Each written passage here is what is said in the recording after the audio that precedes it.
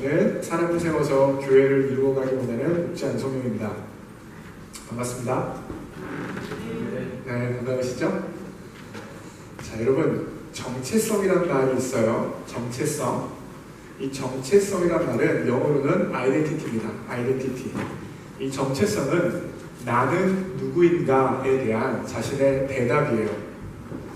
이 정체성은 굉장히 중요합니다. 나를 누구로 생각하느냐는 나의 삶을 결정하기 때문입니다. 다시 한번 강조합니다. 나를 누구로 생각하는지는 나의 삶을 결정합니다. 그래서 자신의 정체성을 어떻게 이해하고 있는지는 굉장히 중요해요. 제가 예를 들어서 설명을 드립니다. 여러분, 연예인 중에서 잘생김의 대명사 연예인이 누굽니까? 여러분에게는 아마 세대마다 좀 다를 거예요. 우리 권사님쯤 되시면 권사님들은 아마 신성일 씨를 얘기하지 않을까 싶어요. 신성일 씨 정도. 하지만 저같이 이제 40대 초반의 사람들 하면 잘생김의 대명사 연예인은 장동건이에요. 장동건이요. 그리고 여기 오신 뭐 신입생들 같은 경우는 잘생김의 대명사를 아마도 강다니엘일 거예요. 강다니엘. 강다니엘. 저는 잘생긴지 모르겠더라고요, 강다니엘. 혼날렸나요, 제가? 저는 강다니엘 잘생긴지 모르겠어요. 하여튼 저한테는 잘생김의 대명사는 무조건 장동건이에요. 장동건 엄청 잘생겼어요, 진짜로. 이 사람이죠? 장동건. 장동건이 수츠 나왔을 때 사진이죠. 제 고등학교 친구가 여자친구인데, 여자친구라고 제가 사귀었던 친구 말고 진짜 친구고 그냥 친구인데, 이 친구가 장동건을 홍대에서 봤대요. 근데 정말로 거짓말 안 하고 제 친구의 말에 가면 장동건 머리 주변에는 오로라가 있대요. 이렇게 오로라가 이렇게 후광이 번쩍번쩍거리는 후광이 있다고 그러더라고요. 그만큼 잘생김의 대명사가 바로 장동건이죠. 저 수출라인 드라마 나온 지 얼마 안 됐어요. 그러니까 지금 장동건이 나이가 꽤 먹었을 텐데 여전히 참 잘생겼어요. 얼마나 잘생겼습니까? 저 수츠를 입었는데 어때요? 엄청 잘생겼죠? 저도 여기서 수츠를 딱 입고 있는데 저랑 저보다 좀 잘생겼죠? 네, 정말 잘생긴 것 같아요, 장동건은. 모르겠어요. 제 입장인지 모르겠지만 저는 장동건 너무 잘생긴 것 같아요. 그런데요, 이렇게 잘생긴 장동건도요, 한 번에 망가집니다. 언제 망가지냐고요? 예비군 훈련만 망가져요. 네. 이 말 보이세요? 예쁘군을 바꿔놨어요, 장동건이. 저렇게 잘생긴 장동건, 깔끔한 장동건도 예비군 옷을 딱 입으면 몸이 풀어지는 거야. 예비군 웃더리를 제끼고 모자를 거꾸로 쓰고 군화끈을 풀고 다닙니다. 왜 그래요? 예비군이기 때문에 그래요. 다시 말씀드리면 본인을 향하여서 수트 입은 변호사라고 생각을 하면 수트 입고 깔끔하고 아주 좋은 이미지예요. 인텔리 이미지예요. 그렇게 삶을 살아갑니다. 그런데 나는 예비군이야 라고 생각하는 순간 몸과 마음이 풀어져서 예비군으로 행동하게 되어지는 거예요. 여러분, 이렇게 자신을 누구로 생각하는지는 그 사람의 생각과 그 사람의 마음과 그 사람의 느낌까지도 결정을 줄 수가 있어요. 이렇게 영향을 주는 거예요. 여러분은 여러분을 누구라고 이해하십니까? 여러분은 누구세요? 여러분의 정체성은 무엇입니까? 아이유 학생이세요? 누구누구 아빠예요? 누구누구 엄마예요? 그런 거 말고요. 정말 흔들리지 않는 여러분의 정체성은 무엇입니까? 여러분들로 하여금 살게 만들고, 여러분들로 하여금 공부하게 만들고, 여러분들로 하여금 지금 있게 만드는 그 정체성은 무엇이죠? 저 같은 경우에는 제 정체성은 목자예요. 제가 오늘 설교를 시작하면서 저를 향해서 뭐라고 소개했어요? 반갑습니다. 목자 안성용입니다. 라고 소개를 했죠. 저의 정체성은 목자예요. 여러분, 그런데 이 목자라는 정체성은 사실 저에게 너무 과분합니다. 왜 그렇습니까? 성경을 통해서 봤을 때는 목자라는 지시어는 뭐냐면 하나님을 의미해요. 구약성경의 시편 23편에 여호와는 나의 목자시니 하나님을 향하여 지시하는 거예요. 내가 부족함이 없으리로다 이야기하죠. 신약성경에 예수님께서 요한복음 10장 10절부터 11절에 나는 선한 목자라 내가 온 것은 양으로 생명을 얻게 하되 풍성히 얻게 함이라 라고 말씀하시면서 선한 목자인 나는 양을 위하여 생명을 내려놓는다 라고 말씀하세요. 자, 제가 목자일 수 있을까요? 제가 우리 교회에 목사이기 이전에 목자로 서 있는데 여러분은 푸른 추장과 10만원 물가를 인도할 만한 목사입니까? 제가 목자입니까? 저는 아니에요. 또요, 여러분을 위하여서 제 생명을 내려놓을 정도로 헌신적으로 여러분을 섬기는 목자입니까? 저는 그런 사람 아니에요. 제가 얼마나 이기적인지 제가 알아요. 제가 얼마나 연약한지 알아요. 제가 얼마나 얍삽한지 여러분들은 모를 거예요. 저는 알아요. 저는 알고 있어요. 저는 목자라는 정체성을 가질 수 없는 사람이에요.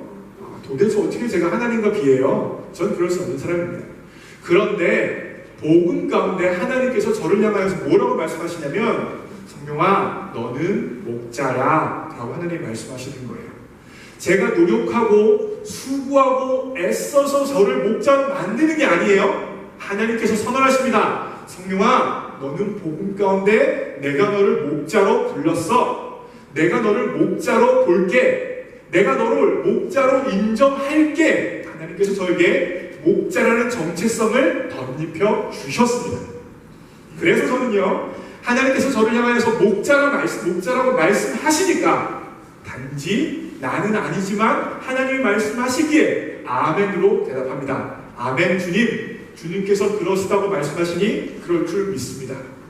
그리고 나서 저 스스로를 향하여서 목자라고 선포하고, 제가 기도할 때마다 하나님 저는 목자입니다라고 이야기하고, 내가 목자라고 믿고 양의 유익을 존재하는 사람이라고 믿으며 선포하며 살아가고 인식하니까 제 삶이 어떻게 되어져요? 조금씩 목자로서의 삶이 이루어지는 것입니다. 여러분, 차이를 분명히 아셔야 돼요. 장동건이 수출을 연기하면서 변호사다 생각하면 변호사로서의 삶이 나오고, 나는 예비군이다 생각하면 예비군으로서의 삶이 나오는 것처럼 나 자신을 누구로 이해하느냐가 정체성이 굉장히 중요해요. 그래서 이 문장 읽겠습니다. 시작!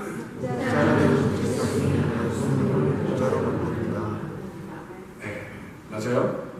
이게 복음이에요.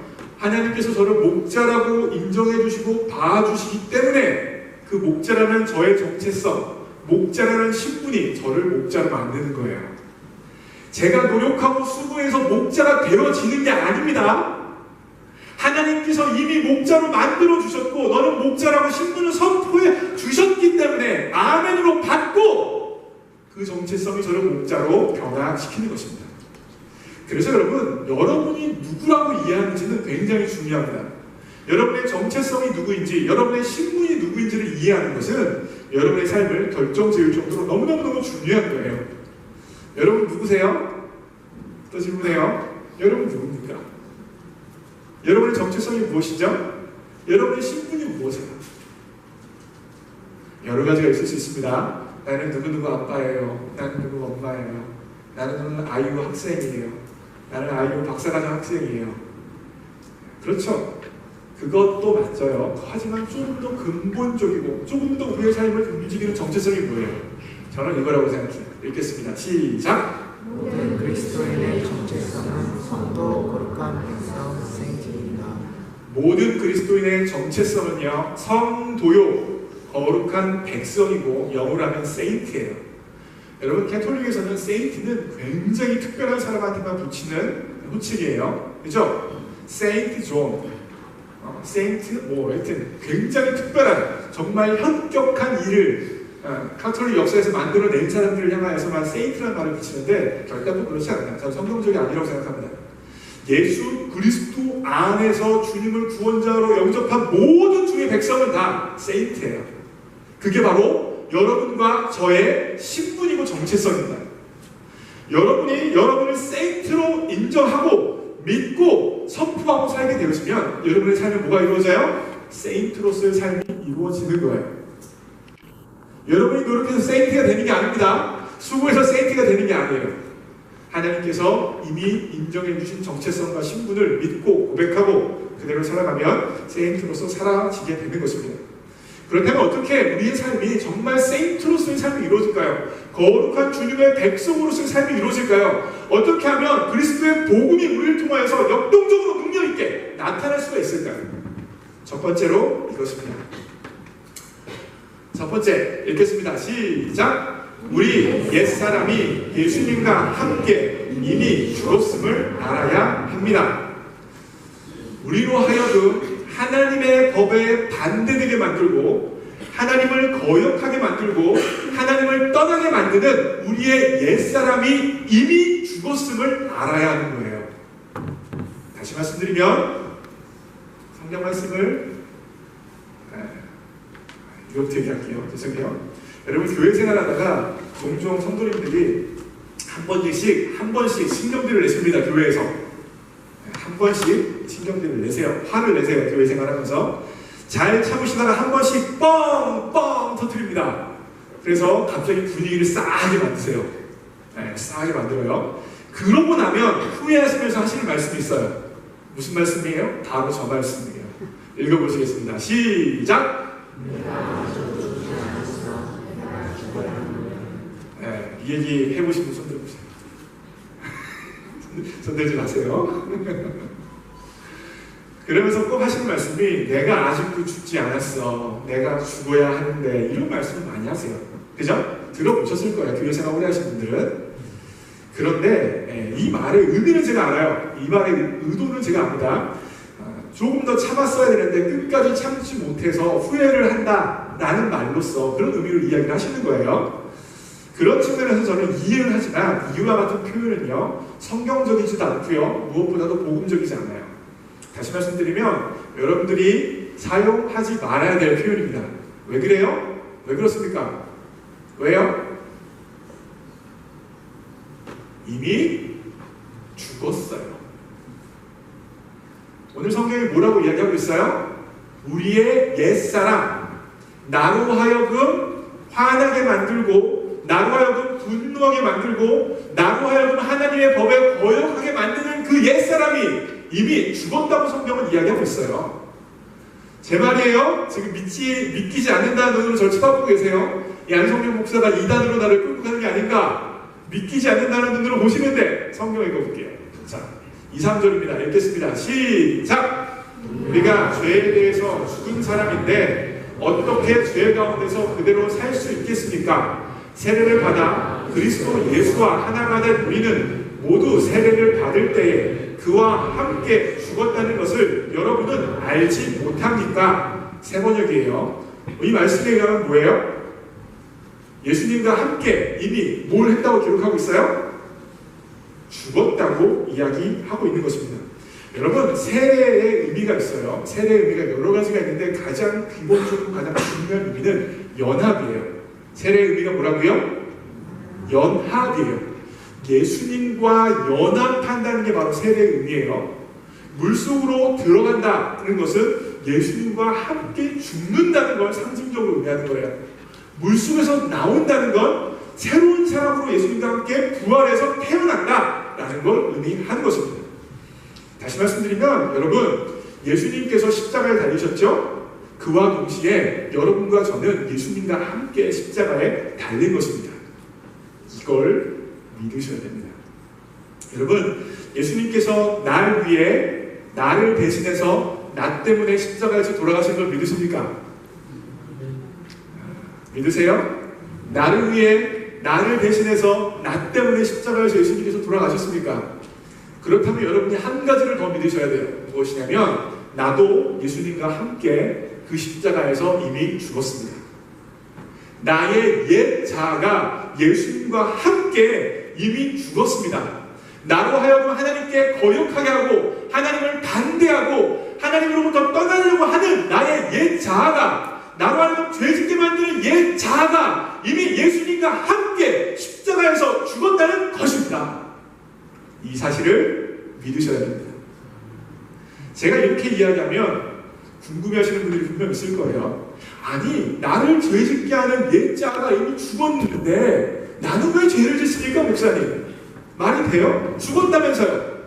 이미 죽었는데 왜 나는 죄를 지어요? 왜 나는 죄의 종로를 타는 거예요? 왜 내 마음 가운데 분노하는 마음이 생기고, 왜 내 마음 가운데 신기하는 마음이 생기고, 왜 내 마음 가운데 다른 사람을 죽이고자 하는 마음이 생기는 것입니까? 용서하지 못하는 마음이 생기는 것입니까?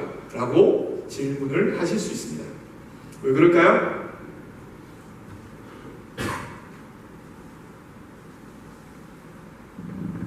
왜 그러냐면 아직도 여러분의 옛 자아가 죽었다는 것을 온전히 믿지 않기 때문이에요. 제가 예를 들어 설명합니다. 이 사진에 나오는 사람이 누군지 아시겠습니까? 아실 리가 없죠. 2차 세계대전에 있었던 일본 군인입니다. 일본 군인이고 이름은 히로 오나다 중이에요. 여러분 2차 세계대전이 언제 끝났죠? 1945년에 끝났어요. 그때 일본이 패망하고 완전히 끝났죠. 그런데 히로 오나다 중이는 필리핀 정글에서 1974년까지 아직도 2차 세계대전을 혼자 하고 있었어요. 왜 그랬을까요? 2차 세계대전이 30년 전에 끝났어요. 전쟁이 완전히 끝나고 일본은 패망했어요. 그럼에도 불구하고 히로 오나다 주민은 필리핀 정글 깊숙이 들어가서 게릴라전을 하면서 필리핀 사람들을 막 죽이면서 삶을 살았어요. 30년 동안 정글에서 비참하게 살면서. 왜 그랬을까요? 왜요? 전쟁이 끝났다는 사실을 몰랐어요. 그래서 필리핀 정글에서 끊임없이 여전히 일본 군대의 장교로서 게릴라전을 하면서 필리핀 사람을 죽이면서 삶을 살았던 거예요. 이 사람이 1945년에 전쟁이 끝났음에도 불구하고 끊임없이 밀림에서 게릴라전을 하니까 필리핀의 미군이 다스렸죠. 미군이 이 히로 오나다 주민을 설득합니다. 어떻게 설득하냐면 히로 오나다 주민이 가지고 있었던 이 군대에게 찌라시를 뿌렸어요. 전쟁이 끝났습니다. 정말 끝났습니다. 그때 많은 병사들이 전쟁이 끝났다는 걸 믿고 정글에서 밀림에서 나왔어요. 근데 히로 오나다 주민은 그럼에도 불구하고 뭐라고 생각했냐면 이것은 미군의 자신들 아무리 힘들다고 하더라도 어떻게 미지 앞잡이가 될 수 있어! 끝까지 정글에서 살아갑니다. 몇 년이요? 30년을 그렇게 살아가요. 인터넷 찾아보세요. 거짓말이가 진짜인가? 30년을 그렇게 살아가요. 히로 오나다 주민가 왜 그렇게 정글에서 비참한 세월을 30년이나 살았습니까? 왜요? 전쟁이 끝났다는 사실을 알지 못했을 뿐만 아니라 전쟁이 끝났다는 사실을 온전히 믿지 못했기 때문입니다. 여러분과 제가 왜 여전히 죄의 종로를 타면서 죄 때문에 신음하면서 죄 때문에 아파하면서 그렇게 복음 가운데 복음을 믿었음에도 불구하고 처절한 삶을 사는 걸까요? 예수님께서 분명 말씀하셨어요. 내가 온 것은 내 양으로 하여금 생명을 얻게 하되 풍성히 얻게 하려고 내가 왔다. 그런데 왜 많은 성도님들의 삶에서는 죄 때문에 신음이 있고 죄 때문에 아픔이 있고 죄 때문에 진리기 있고 자비함이 없는 것입니까? 아직 나의 옛자아의 죽음을 온전히 믿지 않기 때문이에요. 히로 오나다 주기가 전쟁이 끝난다는 사실을 믿지 않았기 때문에 여전히 전쟁이 끝났음에도 불구하고 그렇게 비참한 삶을 살았던 것처럼 예수님께서 이미 십자가에서 승리하셨고 십자가에서 이미 우리의 옛자아를 죽이셨음에도 불구하고 이걸 믿지 않기 때문에 여전히 죄로 인한 처절한 삶을 우리가 살고 있는 것입니다. 여러분, 제가 제 말이 아니에요. 로마서 6장 6절 한번 읽으실게요. 시작!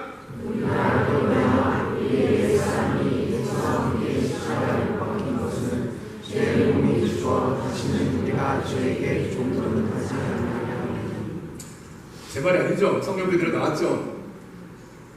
우리가 알거니와 우리의 옛사람이 예수와 함께 십자가에 못 박힌 것은 십자가에서 우리의 옛사람은 이미 죽었어요. 여러분.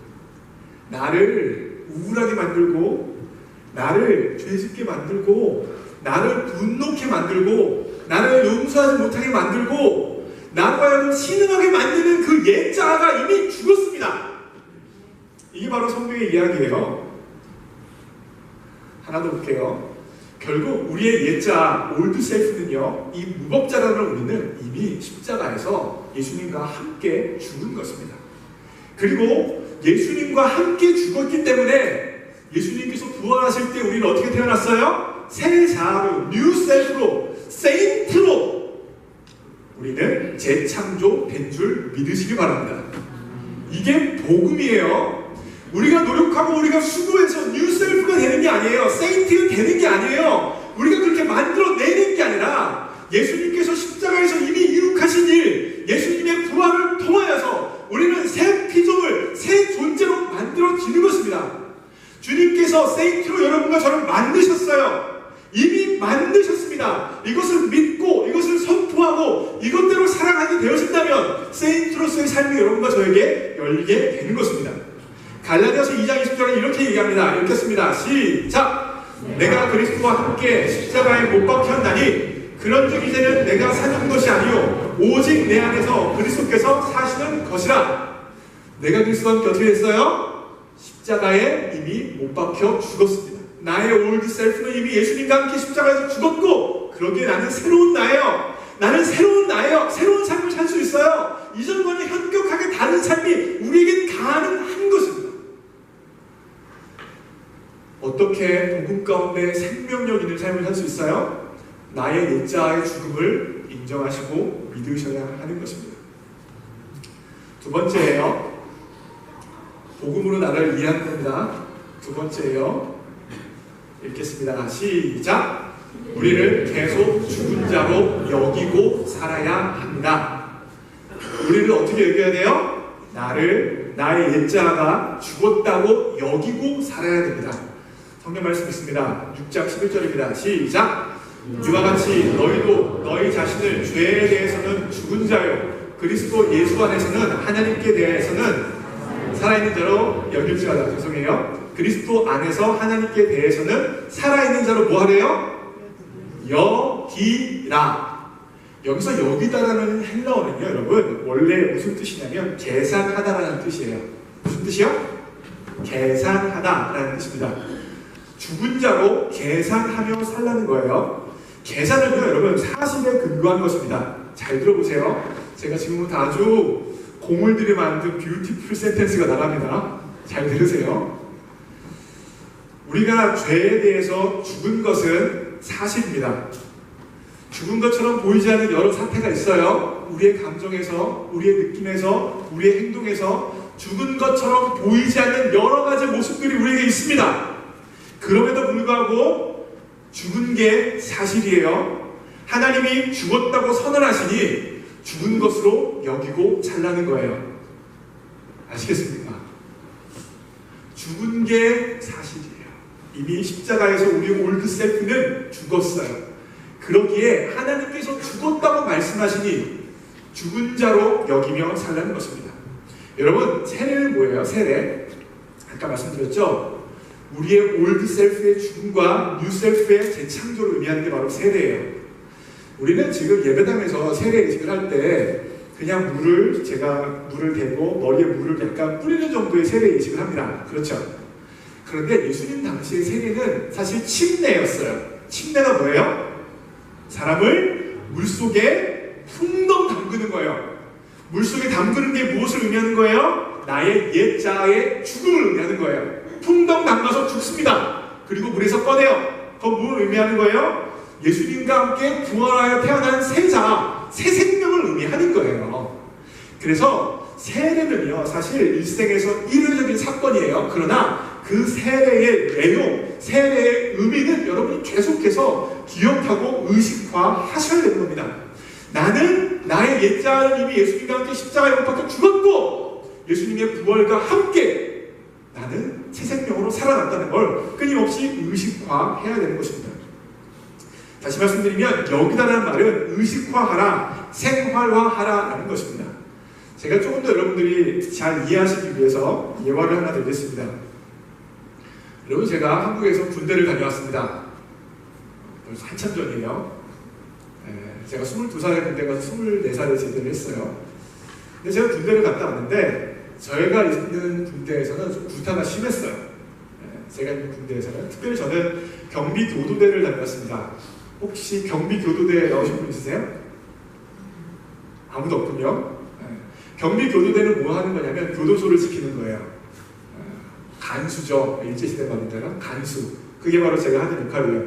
논산훈련소로 입대를 했는데 논산훈련소에서 법무부가 인원이 모자라다고, 교도소 지킬 사람이 모자라다고 법무부가 국방부에 요청을 해서 제가 법무부로 파송되어지고 법무부에서 한 일이 뭐예요? 교도소를 지키는 일이잖아요. 교도소를 지켰어요. 그래서 교도소로 가서 여러 가지 좋은 점이 많았습니다. 가장 큰 좋은 점은 뭐냐면 훈련이 없어요. 저희 총 쏠 일이 없어요. 저희는 행군도 아주 간단합니다. 아침에 일어나서 점심 먹을 때까지 산보 나가요. 그리고 점심 먹고 다시 집에 다시 막사로 들어오면 그게 행군이에요. 왜 그럴까요? 교도소를 지킬 사람이 없어요. 저희가 나가면 누가 교도소 지켜요? 그렇죠? 그래서 저희는 항상 2시간 교도소 지키고 2시간 쉬고 2시간 지키고 2시간 쉬는 일을 했어요. 그래서 훈련이 없어서 편했는데 한 가지 안 좋은 점이 있어요. 뭐가 안 좋았냐면 군기를 잡아야 되는데 군기를 잡을 길이 없잖아요. 훈련이 없으니까. 그래서 내무생활로 군기를 잡았습니다. 내무생활로 군기를 잡는다는 게 뭐냐면 바로 구타입니다. 쉬는 시간 동안 뭐 하겠어요? 고참들이 할 일이 없어요. 쫄병들은 쉬는 시간 때 2시간 근무 쓰고 2시간 쉴 때 여러 가지 뭐 할 일이 엄청 많아요. 막사를 위해서. 근데 고참들이 할 일이 없잖아요. 그래서 쫄병들을 가진 정말 말도 안 되는 이유 가지고 쫄병들을 때리고 그런 일이 굉장히 많았습니다. 저도 많이 맞았어요. 군대에서. 그런데 우리 막사에서 가장 포악한 고참이 하나 있었습니다. 그 사람의 이름은 밝힐 수는 없고요. 제가 혹시 여기 친척이 있을까봐 김병장이었어요. 김병장. 충남 부여 사람이었어요. 제가 충남 부여만 생각하면 이가 달립니다. 그 사람한테 맞던 생각이 나가지고 엄청 맞았어요. 그 사람한테. 근데 저만 많이 맞았던 게 아니라 정말 우리 막사에는 모든 사람들 다 맞았으니까요. 저만 특별하게 맞은 건 아니에요. 근데 이 김병장이라는 사람은 사실 운동선수 출신입니다. 그래서 거의 뭐 보디빌더 수준이에요. 근육이 막 있다보는 사람이에요. 근데 이 사람이 단지 그냥 사람을 때리는 정도가 아니라 사람의 공포심을 정말 최고로 만들어서 때려요. 무시무시한 사람이에요. 정말로. 지금도 기억나는 게 이 사람이 저를 예전에 한번 저희는 이제 많이 구타가 벌어지는 곳이 바로 탁구장이었어요. 모르겠어요. 지금도 다른 부대도 탁구장인지 모르겠는데 탁구장에 저를 세워놓고 눈을 감으래요. 12시 자세로 12시 자세로 눈을 딱 감았죠. 그리고 나서 저를 뱅글뱅글 돌면서 정말 뭐 각양 제가 듣지도 못한 욕들을 막 합니다. 그러면서 언제 주먹이 날라올지 모르는 공포감을 막 계속 증폭시키는 거예요. 그러다가 한 번씩 빡 때려요. 빡 때리고. 그러면 어느 이유가 있어요? 제가 내일대로 싸우면 제가 맞을 것 같긴 해요. 엄청 등치가 크긴 했어요. 하지만 제가 도망갈 수도 있고 거절할 수도 있잖아요. 더 이상 그 사람에게 매여 있을 필요가 없습니다. 그렇죠? 그런데요, 여러분. 제가 김병장한테 맞는 꿈을 몇 살까지 꾼지 아십니까? 제가 22살에 군대 가서 24살에 제대했어요. 김병장한테 맞는 제가 꾸는 악몽은 딱 2가지. 첫 번째로는 준비 안 되는데 시험 보는 거예요. 이게 제가 꾸는 악몽 중에 하나예요. 제가 공부를 박사까지 하면 40살까지 공부했잖아요. 무수히 많은 시험을 봐서 공부를 안 했는데 시험 보는 악몽인 거예요, 제가. 그게 한 가지고. 다른 한 가지 악몽은 김병장한테 맞는 악몽인 거예요. 지금은 극복했습니다. 몇 살까지 껐냐면 35살까지인가 30대 중반까지 껐어요. 몇 년이에요? 10년 걸렸어요. 그 사람한테 맞았다는 맞는 꿈을 꾸는 게 몇 년 헤어나오는데 몇 년 걸렸어요? 10년이 걸립니다. 왜 그럴까요? 김병장 제대했어요. 그리고 저마저 제대했어요. 더 이상 군대 생활이 잘 기억도 나지 않아요. 그런데 왜 아직도 김병장의 영향력 가운데 매어져서 김병장에 맞는 꿈을 꾸고 김병장 때문에 악몽에 시달리기도 합니까? 왜 그렇습니까? 아직 의식화가 되어지지 않았기 때문이에요. 김병장이 제대할 사실은 분명합니다. 그러나 김병장과 함께 살고 있던 삶이 있었죠. 그 삶에 의해서 영향받았던 제 감정이 있죠. 영향받았던 제 마음의 상태가 있죠. 영향받았던 제 무의식 내면 세계가 있는 거예요. 그 내면 세계, 그 무의식이 여전히 제가 제대를 했음에도 불구하고 저에게 영향력을 미치고 있는 것입니다. 마찬가지예요, 여러분. 십자가에서 우리의 옛사람이 이미 십자가에 못 박혀 죽었습니다. 그럼에도 불구하고 십자가에서 이미 죽었다는 게 사실인데 예전에 그 옛사람에게 의하여서 종로를 타던 삶이 있어요. 그때 익숙했던 감정이 있어요. 그때 익숙했던 마음의 상태가 있어요. 그때 익숙했던 죄의 영향력이 남아있는 거예요. 그 영향력이 여러분을 하여금 저로 하여금 뭐로 만드는 거예요? 여전히 죄인으로 만들고 죄의 종로로처럼 보여지게 만드는 것입니다. 어떻게 해야 돼요? 의식화해야 되는 거예요. 김병장은 제대했어. 나도 제대했어. 더 이상 김병장은 나에게 영향력 미칠 수 없어. 더 이상 김병장의 나는 명령을 들을 필요 없어. 나는 더 이상 김병장의 명령 가운데 가만히 있어야 되는 무력한 존재가 아니야. 끊임없이 선포하고 끊임없이 기억하고 끊임없이 의식화하고 끊임없이 내면화해야 그 영향력으로부터 벗어날 수 있는 것입니다. 마찬가지입니다, 여러분. 우리의 옛자가 죽지 않았다면, 우리의 옛자가 십자가에서 이미 죽지 않았다면 소용이 없어요. 그런데 뭐라고 성경은 이야기합니까? 이미 죽었대요. 이미 우리의 옛자는 죽었습니다. 우리로 하여금 죄의 종로를 하게 만드는 옛자는 이미 십자가에서 죽었어요. 그래서 우리는 그 다음에 해야 되는 게 뭐예요? 의식화하는 거예요. 더 이상 나는 죄의 종이 아니야. 더 이상 나는 사망의 종이 아니야. 더 이상 이 불안한 마음, 이 죄책감, 더 이상 이 우울한 마음에 나는 지배될 필요가 없어. 나는 그것 때문에 끌려다닐 필요가 없어. 이미 옛자는 죽었고 나는 그리스도 가운데 새 사람이야. 나는 옛자에서 지배받을 필요가 없고 종노를 할 필요 없어. 끊임없이 의식화하고 선포하는 작업이 있어야 여러분과 제 삶에 복음으로 인한 삶, 성도로서의 삶이 열리게 되어지는 것입니다. 믿으십니까? 꼭 믿으셔야 돼요. 마지막입니다. 이것저것 다 읽으려고 해도 시간 관계상 뜁니다. 복음으로 나는 이야기. 첫 번째는 뭐예요? 나의 옛자의 죽음을 믿으셔야 돼요. 두 번째는 뭐예요? 죽은 자로 여기고 살아야 돼요. 의식화하셔야 돼요. 마지막 세 번째예요. 읽겠습니다. 시작. 다시 산 자로 하나님께 드리며 살아야 합니다. 다시 산 자로서 하나님께 드리며 사셔야 됩니다. 읽겠습니다. 시작. 또한 너희 지체를 불의의 무기로 죄에게 내어주지 말고 오직 너희 자신을 죽은 자 가운데서 다시 살아난 자와 같이 하나님께 드리며 너희 지체를 의의 무기로 하나님께 드리라. 여러분, 사도 바울이요, 복음을 설명하고 삶을 적용할 때 항상 이야기하는 것 중에 하나는 뭐냐면 무엇을 하지 말고를 얘기하고 하지 말아라. 그러면서 하지 말고를 말한 다음에 바로 뭐라고 얘기하냐면 이걸 하라고 이야기해요. 네. 하지 말고 다음에 바로 하라. 이렇게 이야기하는 이유 중에 하나는 뭐냐면 우리가 하지 말라고 하면 오히려 더 하고자 하는 삐뚤어진 마음이 있어서 그런 것 같아요. 애들도 그렇죠. 이거 하지 마라 그러면 더 하고 싶어 하죠. 마찬가지입니다. 그래서 사도 바울은 항상 하지 말고에 초점 맞추기보다는 하라에 초점을 맞추는 거예요. 제가 예를 들면 이렇습니다. 에베소서 4장 23절인데요. 한번 읽어보실게요. 시작. 무릇 더러운 말은 너희 입 밖에도 내지 말고 오직 덕을 세우는데 소용되는 대로 선한 말을 하여 듣는 자들에게 은혜를 끼치게 하라. 다시 말하면 더러운 말을 하지 말라 정도에서 멈추는 게 아니에요. 뭘 하라고 합니까? 선한 말을 하라고 하는 거예요. 여러분, 제가 이 말씀을 예전에 보면서 나름 적용했던 게 있어요. 뭐냐면 여러분, 제가 제법 어떤 상황과 환경 가운데 재치 있게 말해서 사람들을, 친구들을 웃기게 하는 능력이 있는 사람입니다. 썰렁하죠? 그런 능력이 있는 사람이에요. 믿어주세요. 재밌게 말하는 재치가 있어요. 근데 제가 한번 생각해 보니까 이 재치라는 게 남들을 약간 비아냥거리고 남들을 조금 바보로 만들어서 웃게 만드는 경우가 굉장히 많더라고요. 제가 말하는 습관 중에서. 그래서 제가 농담을 하면 그 농담을 받는 사람도 웃기는 해요. 그런데 약간 씁쓸한 걸 제가 느꼈어요. 그래서 이 재주를 부리지 말자 라고 제가 결심을 합니다. 이거 하지 말자. 별로 유익하지 않구나.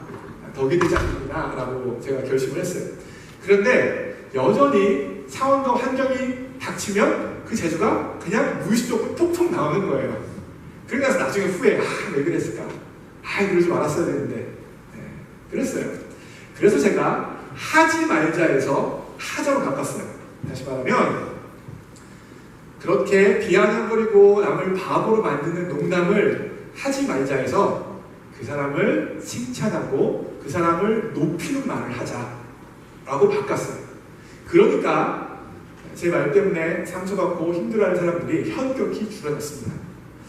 사랑하는 성도 여러분, 제가 말하고 싶어하는 포인트는 뭐냐면 우리는 무엇을 하지 말자에 집중하게 되어지면 오히려 더 하게 되어지는 경향성이 있어요. 특별히 여러분, 겸손해지고 싶은 분들은요, 어떻게 해야 돼요? 자기를 낮추자, 나를 높이지 말자, 이렇게 생각하잖아요. 그러면 오히려 더 높이는 경우가 더 많게 나타나요. 그거보다는 해야 되는 게 뭐냐면, 나를 낮추자, 나를 높이지 말자라고 생각하지 마시고, 남을 높이는 훈련을 해보세요. 나를 낮추는 것보다 남을 높이는 말을 하는 게 훨씬 더 적극적인 경솔입니다. 여러분, 복음적인 삶은요, 죄를 짓지 않기 위해서 이 죄를 피하고 저 죄를 피하고 이것도 하지 말고 저것도 하지 말자, 이 정도에 머무는 게 아니에요. 어떻게 하셔야 되는 거예요? 오히려 적극적으로 이걸 하자, 저걸 하자, 거룩한 것을 하자로 가셔야 되는 거예요. 죄를 피하기 위하여서 발버둥 치고 죄를 묵상하고 죄를 생각하면 오히려 죄의 종이 됩니다. 그러나 거룩한 것을 생각하고 거룩한 것을 묵상하고 거룩한 것을 바라보고 거룩한 것을 생각하게 되어지면 거룩함의 열매를 맺게 되어지는 거예요. 그래서 사도 바울이 뭐라고 말하고 있습니까? 하나님 앞에 의의 변기로 들이 나는 거예요. 이거 하지 말자, 저거 하지 말자, 이거 왜 그랬을까, 저거 왜 그랬을까, 그 정도에 머물러서는 안 돼요. 오히려 더욱더 적극적으로 하나님이 원하시는 것들을 생각하고 하나님이 원하시는 것들을 바라보시는 여러분들이 되어지기를 축복합니다. 네. 설교를 마무리합니다. 사랑하는 성도 여러분, 성도로서, 하나님의 백성으로서 능력 있는 삶을 살기 원하십니까? 나를 통해서 복음의 역동성이 나타나는 삶을 살기 원하세요? 그와 같은 아름다운 삶은요, 그와 같은 성도로서의 삶은요, 우리의 수고와 우리의 노력을 통해서 달성되는 게 아니에요. 달성되지 않습니다. 우리가 돌을 닦아서 되는 게 아니에요. 우리가 주기도문을 하루에 10,000번씩 암송하고 통화해서 되는 게 아니에요. 어떻게 해야 되는 거예요? 예수님께서 이미 이룩하신 반석 위에서 되는 거예요. 예수님의 십자가의 반석 위에서 되어지는 것입니다. 이 시간 여러분, 함께 십자가를 보기 원해요. 앞에 십자가 보이시죠? 십자가를 보세요. 이 십자가에 누가 계십니까? 예수 그리스도께서 달려 계십니다. 예수님께서 나를 위해, 나 때문에, 나를 대신해서 저 십자가에 달리신 걸 믿으십니까? 그렇다면 나의 옛자 또한 저 십자가에서 죽었음을 믿으셔야 됩니다. 이게 시작이에요. 이게 시작입니다. 여러분, 옛자가 죽지 않았다면 우리에겐 그 어떤 소망도 없습니다. 죽었기에, 이미 예수님과 함께 십자가에서 죽었기 때문에 그 죽음을 받아들임을 통하여서 우리 가운데 새 생명이 나타날 수 있습니다. 고린도후서 5장 17절에 이렇게 이야기해요. 누구든지 그리스도 안에 있으면 새로운 피조물이라. 이전 것은 지나갔으니 보라 새 것이 되었도다. 이게 바로 복음이에요, 여러분. 우리가 노력하고 수고해서 새로운 피조물로 우리 자신이 만들어내는 게 아닙니다. 예수님께서 십자가에서 이미 우리의 옛자를 죽이시고 이전 것은 지나갔으니 보라 새 것이 되었도다라고 선언해 주시기 때문에 우리는 성도로서의 삶이 열리는 줄 믿습니다. 이 성도로서의 신분을 기억하세요. 이 성도로서의 정체성을 믿으세요. 받아들이세요. 그리고 그것을 의식하세요. 그것을 주장하세요. 그것을 선포하세요. 그렇다면 여러분에게 성도로서의 삶이 열리게 되어질 것입니다. 이 시간 같이 찬양하고 기도합니다. 내 안에 사는 이라는 찬양할 텐데요. 보세요. 내 안에 사는 이 예수 그리스도니 나의 죽음이 유익합니다. 우리는 이미 십자가에서 죽었습니다. 이미 죽었어요. 우리의 옛자는 이미 죽었습니다. 이 죽음을 받아들이세요. 우울한 마음이 들어올 때 나를 우울하게 만드는 옛자는 이미 죽었음을 선포하세요. 죄된 마음이 들어올 때 나에게 죄된 마음을 주는 그 옛자는 이미 죽었음을 선포하세요. 누구를 향해서 분노하는 마음이 찾아올 때 나로 하여금 분노게 만드는 이 옛장님이 죽었음을 기억하세요. 이미 예수님께서 이 일을 이루셨어요. 이미 예수님께서 이 일을 달성하셨습니다. 그렇기 때문에 여러분과 저는 성도로서의 삶을 살 수 있는 것입니다. 찬양합니다. 내 안에 사는 예수 그리스도님.